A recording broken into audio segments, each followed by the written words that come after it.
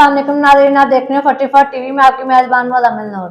मैं आपकी मेजबान शमाला। इस वक्त लाइन पर मौजूद हमारे एंकर पर्सन सरदार जावेद आशिक डॉगर। जी सरदार जावेद आशिक डॉगर, मजीद तफसीलात से आगाह कीजिएगा। जी, मैं इस वक्त मौजूद हूँ कसूर में। मुल्क पाकिस्तान की अगर बात की जाए तो बोल पे जो पाबंदियां लगाई जा रही हैं, बोल के मालिक को कभी गिरफ्तार, कभी बोल के ब्यूरो चीफ को गिरफ्तार, तो कसूर में भी कसूर के सहाफ़ी भाई सड़कों पर हैं और एहतजाज कर रहे हैं कि बोल को बोलने दिया जाए और बोल के जो ब्यूरो चीफ है उसको फौरी तौर पर रिहा किया जाए। तो मेरे पास मौजूद हैं ब्यूरो चीफ के, कसूर के जो ब्यूरो चीफ हैं बाबा अब्दुर्रहमान, उनसे बात करते हैं। अस्सलाम वालेकुम सर। जी वालेकुम सलाम। पहली तो बात यह थी कि मैं कसूर से डिस्ट्रिक्ट रिपोर्टर हूँ जी ब्यूरो चीफ नहीं हूँ मैं। बहरहाल आपको आपकी मेहरबानी, आपने टाइम निकाला।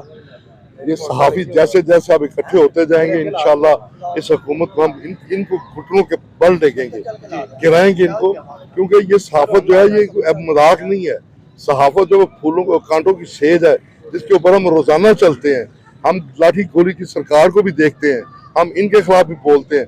हमारी आवाज को दबाना बिल्कुल इनके बस का रोग नहीं। कितने सदीक जान पकड़ेंगे, जितने सदीक जान पकड़ेंगे उतने सदीक जान हर घर से निकलेगा।